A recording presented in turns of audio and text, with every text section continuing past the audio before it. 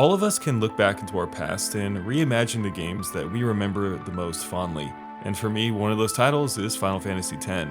Final Fantasy X was highly debated when it splashed into the scene because it had voice acting, a huge grid-based skill system. It changed how summoning worked and included a mini-map compass that helped players navigate through the world and to all the objectives.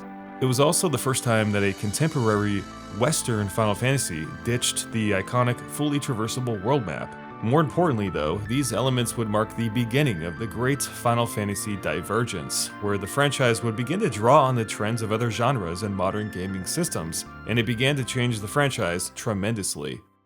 Not only was it the touch point for many of these changes, but many of their first occurrences for the franchise soon happened after, including the development of spin-off titles, MMOs, and the pursuit of more action-based combat systems. These real-time battle systems or hybrids would replace the ATB system or active time battle system nearly altogether, with Final Fantasy XIII integrating the system into it for possibly the last time in the franchise. So you could say that Final Fantasy X was the crossroads of both old and new.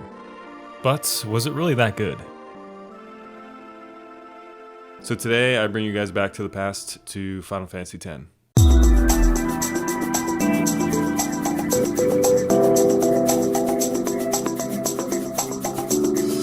Final Fantasy X was released on the PlayStation 2 in 2001 during one of the great renaissances of gaming. The first hurdle that fans had to climb over to enjoy this new Final Fantasy title was that X was more linear than ever. During the early 2000s, games were getting much more advanced as a medium, at a rate much more rapid than ever before. Whereas video games of the past were limited by technology, the PlayStation 2, on the other hand, could now provide much more breathing room for Squaresoft. So they decided to ditch the idea of having players read a text box all game long, as per the usual with a Final Fantasy game, instead integrating full voice acting with real-time cutscenes. This, among many other changes, was a huge shift for the franchise and made the presentation much more accessible. And keeping in line with that goal, Squaresoft made the gameplay easier too. They made the combat system of X very easy to get into while ditching complicated battle and magic systems like Draw from Final Fantasy VIII and Materia from 7. They also streamlined the gear system, removed the world map, made the plot easy to follow, and provided a mini-map marker for player navigation. While tastes may vary, this new streamlined approach was more digestible for many different gamers, not just fans of the existing catalog. Perhaps this was one of the ideas of Final Fantasy X, to simply broaden the appeal of the game. To do that, the 13 chapters of Final Fantasy X are presented in bite-sized linear chunks, and for the most part, players follow a straightforward plot through the game fairly systematically.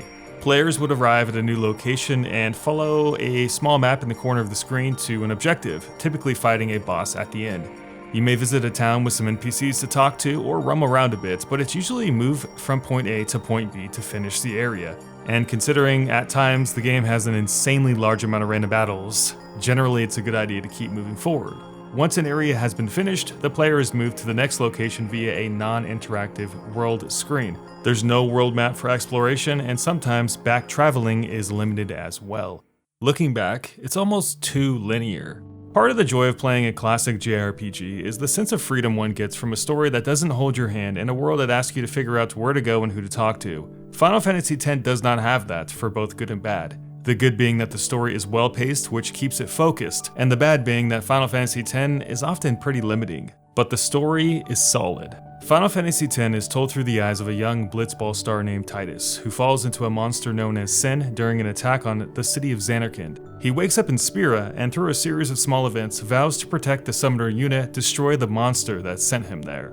The beauty of Final Fantasy X is that while the plot is simple, the backstory is complex, which feeds into this idea that they wanted to make an accessible Final Fantasy game, yet still cater to longtime fans. The game allows more dedicated players to chew on the inner workings of the backstory, from how Titus really came to be, or the cultural elements of the game, etc., while not drowning everyone else just interested in the plot.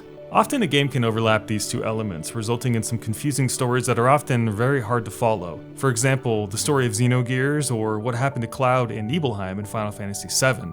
And this was okay for a long time, until mass competition in the industry forced publishers to push their games beyond the borders of existing fans. Considering you get the airship practically at the end of the game, it's obvious that Squaresoft decided fully that the game's story be best presented in a straightforward manner so that non-RPG fans would consider playing it too. As a result, 10 can come across as a bit lean, without an explorable world map that made prior games feel so sprawling. There's also a mini-map compass. That in itself is highly debated, as it completely changes the way players interact with the game. Accessibility features such as these are great tools to make the game more manageable for a larger audience, but they can also make it so that players enter that dreaded zombie autopilot mode. I too, a franchise veteran, was guilty of staring at that damn mini-map instead of the gorgeous world the game makers created. From the beaches of Besaid, the endless calmlands, to the majestic Moonflow, these environments are truly special and very well detailed. In fact, the entire world of Spira is beautiful, and they did a great job making the game feel alive. Because cities bustle with people, Kilika gets torn asunder by sin, its shattered remnants washing upon the shore as the sunset fades into the water. This is really cool stuff here, and considering this is 2001, the detail is remarkable. Other streamlining elements were also placed into the game, further confirming that Final Fantasy X would be moving the franchise in this direction for the foreseeable future. For one, there's several changes to combat and the UI. Firstly, an order of attack window was placed in the upper right corner of the screen during combat. It's also updated in real time when debuffs or buffs are applied, such as the white magic haste. This subtle feature carries huge ramifications for the classic Final Fantasy player who, back in the day, had to manually try to figure this stuff out. And in some cases, life or death depended on who was able to attack next. This new system makes combat much more manageable, as it's no longer a guessing game. Prior Final Fantasy games did not include this feature. Speaking of combat, Final Fantasy X also doesn't count time. Some other games in the franchise, not all, would punish you if you took too long by having the enemy suddenly attack you even though it was your turn. It created this pressure to flick through the menus quickly, learn where things are, and execute a plan. You can also see the health pools of enemies during combat should you have the sensor ability equipped on one of your weapons, which is a lot more automated than having to cast scan on each enemy every fight in a game like Final Fantasy VIII. Again, it's another small move for accessibility.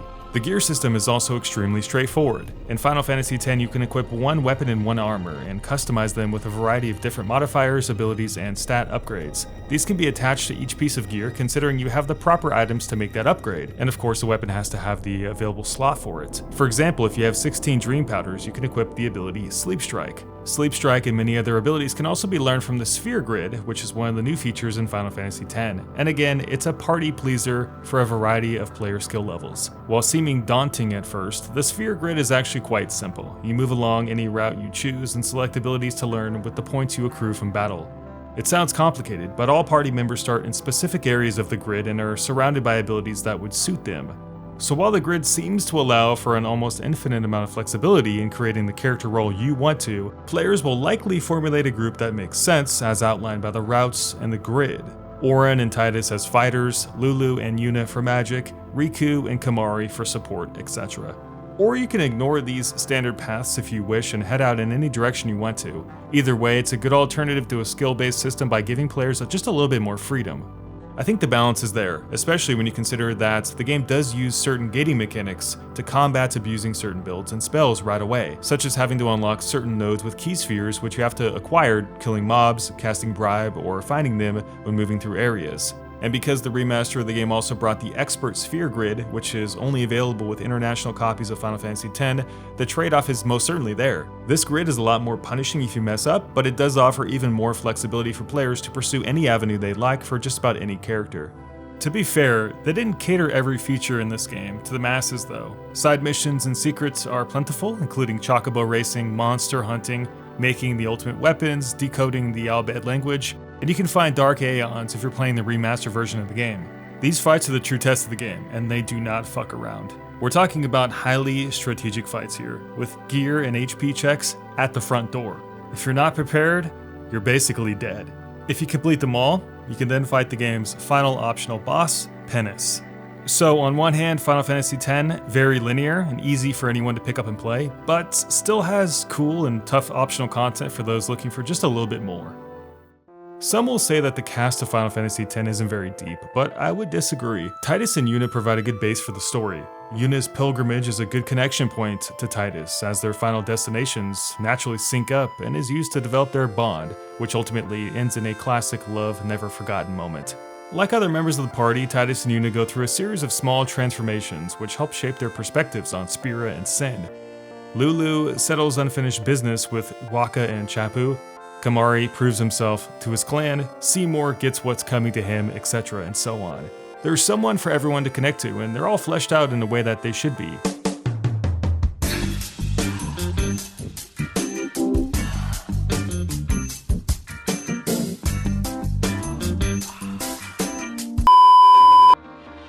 Even Riku, who's pretty goddamn annoying, at times can be cute, especially for vets who have come to accept Squaresoft's particular and very peculiar character tropes over the years. If you haven't played another Final Fantasy game, believe me, there's always a Riku. I mean, just look at Vanille from Final Fantasy XIII.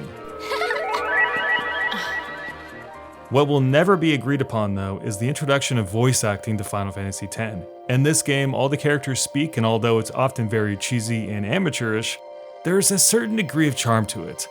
Yeah, reading a text box can be just as effective if the writing is good, but Final Fantasy X captured a performance instead of just translating a story.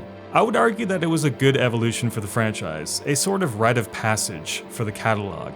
As previously stated, Final Fantasy X was aiming for the sweet spot between old and new, and this was yet again another one of those features that was damn near inevitable for this growing genre. Because keep in mind, in 2010, games like Halo, Grand Theft Auto 3, and Max Payne were released with large amounts of voice acting. Streamlining was going to come for Final Fantasy eventually. Considering afterwards it never left, perhaps it was the right choice. The interesting thing about Final Fantasy X is that you can swap freely between this cast during battle, which is not only a new feature for the franchise, but essential for progressing through the game. If there's a flying enemy, you gotta bust out Wakka and his Blitzball. If there's armored foes, you should bring out Auron or Kamari, and magic is needed when enemies have elemental weaknesses, such as weaknesses to fire or water damage. So constantly flip-flopping is required to make the game manageable, unless you want to grind a lot. Though, to gain experience for a party member, they do have to be active in combats, so on one hand, Final Fantasy X was quite annoying in this regard. Constantly flip-flopping and making sure each party member performed an attack got old real fast. Where the game shines is in its boss fights, which there are an absolute shit ton of. In true Final Fantasy style, you essentially need to learn the weaknesses of the boss or win the attrition battle by just being a higher level. This allows dedicated players to finesse fights by being smart, using strategies, special items, charging up overdrives pre-fight, and applying the right buffs, while offsetting that challenge should players really not want to have to figure it out. So again, a nice middle ground, which is exactly where they wanted Final Fantasy X to land anyway. The cool thing about FF10 is that boss battles are almost always required to finish a chapter, which hasn't always been the case for the franchise. This provides something to work towards, thus encouraging players to not skip through the content or run past items, knowing ultimately a showdown awaits just around the corner. Overall, I found the boss battles great, but like any Final Fantasy game, there's a handful of cheap ones that will no doubt make you scratch your head and ask what the hell they were thinking, which also goes for Blitzball, which is the worst minigame in history, but I'm not even gonna get into that. Stop! You need to stop everything. Wait, hold up. Stop the video. Stop the video. We have to talk about the Cloister of Trials. Alright, so the Cloister of Trials, more like the Cloisters of are these annoying puzzle sections you have to go through. Basically, they're cryptic-ass mazes where you gotta move certain orbs around to certain slots to get to the end. It's so annoying. And you certainly want to do all the optional stuff to get the destruction spheres, because if you didn't do that, then you'd be kind of dumb. So if you don't use a guide, they could take like 30 minutes. It's easily the worst part of the game. And there's like 6 of them. I get that we gotta mix it up. But Cloister of Trials? F*** this.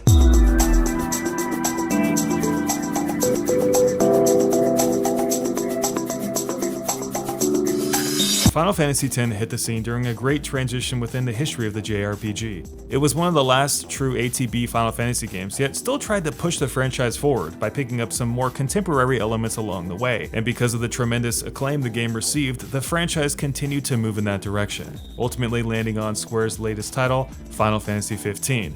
Thinking about the differences between FF15 and 10 makes me realize how far the JRPG genre has really come.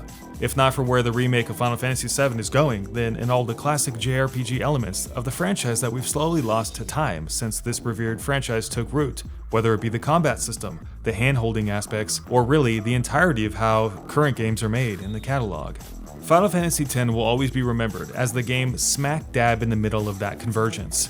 It's the Final Fantasy that kicked off the grand revolution of future Final Fantasy games, yet the title that still retained enough of the classic elements as to make it the best of both worlds. It's not perfect. You can't walk around on a world map and I miss it. Riku is pretty damn annoying, and the game loves to zoom in on Tidus's awkward face for far too long. There's also probably too many random battles. But it's charming, fun, the music is excellent, and the game is exciting to the end with its extremely original story. And hey, no more blocky hands, right? Hey, thanks for watching, guys. I really appreciate it. If you'd like to support this channel, you can like the video, comment down below, and of course, support us on Patreon at patreon.com/downwardthrust. Have a great day, and we'll see you guys in our next video. Take care until then.